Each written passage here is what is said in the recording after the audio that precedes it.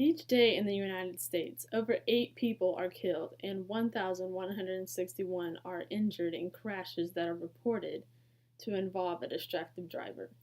Safety is not a slogan, it's a way of life. Over 37,000 people die in road crashes each year. In addition, 2.35 million are injured or disabled. Whether we like it or not, safe driving is always going to be an issue in the United States. People deal with this on a daily basis, and some people even have stories about it. Emily says, I know there's many stories about people dying from texting and driving, but what about the ones who don't die but lives change forever? Because some random girl decided to text instead of paying attention to the road where she ran the stop sign. I wasn't even driving. I was the passenger. She T-boned the car on my side, and my life was changed forever. I had to drop out of school. I can't even find a job due to my neck injury. I'm in pain every day, and it's been 4 years of my life I'll never get back.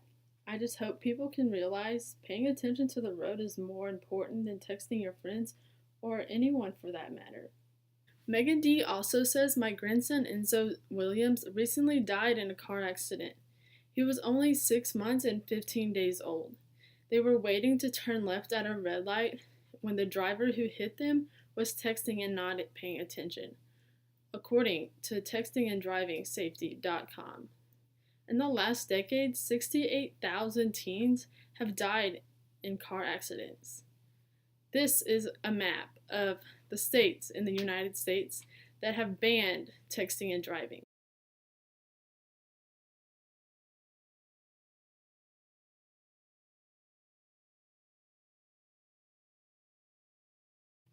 Safety is not a slogan, it's a way of life.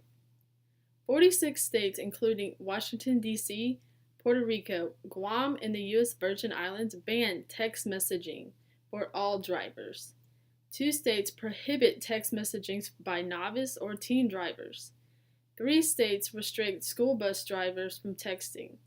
At least 77% of traffic accidents are the result of driver error.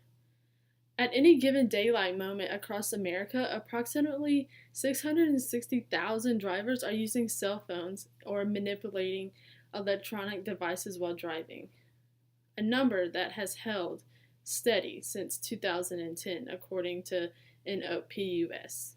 More than half, or 53%, of all adult cell phone owners have been on the giving or receiving end of the distracted walking encounter. Talking on a handheld cell phone while driving is banned in 14 states and the District of Columbia. The use of all cell phones by novice drivers is restricted in 31 states and the District of Columbia. Novice drivers are banned from texting in 2 states, Missouri and Texas. This is a map of the states that ban young drivers from using cell phones while driving.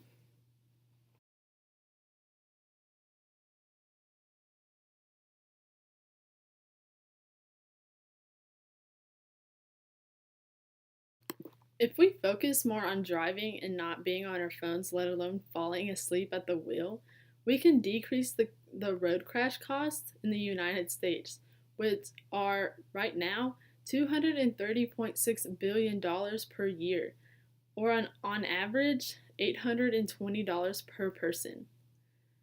Teen drivers seem to not pay as much attention to the road because nationwide, 43% of first year drivers and 37% of second year drivers are involved in car crashes. 5 seconds is an average of time your eyes are off the road while texting. When traveling 55 miles an hour, it's enough time to cover the length of a football field blindfolded. Safety is not a slogan, it's a way of life. People may realize what they can do to prevent a car crash or even a horrible accident, but they don't always do it, and they take that one chance to send that text message or even that one Snapchat. Of course, the outcome doesn't always turn out planned, which is the problem with texting and driving, or even being sleepy while driving.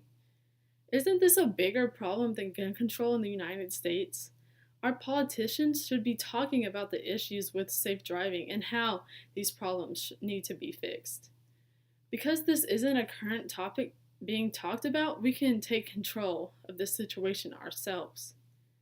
The way we as drivers can help ourselves and other drivers is to either turn off their cell phones or even put it away where you can't even reach it.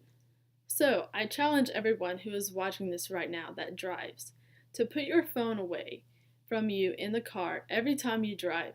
Do you accept that challenge? I sure hope so, because safety is not a slogan, it's a way of life.